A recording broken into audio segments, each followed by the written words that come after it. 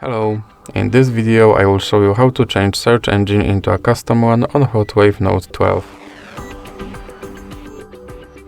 So you have to start with opening your internet browser and now click on search bar and you have to go to your custom search engine website, and for this example I will use yep.com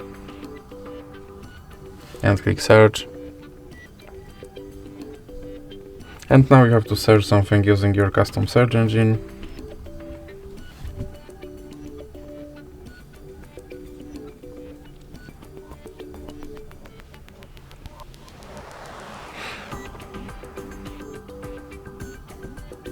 And now click here and go to settings and click on search engine, and as you can see in recently visited you should have now yep.com option.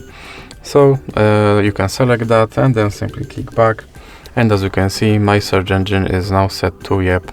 So that's it for this video. If you liked it, please remember to leave like and subscribe.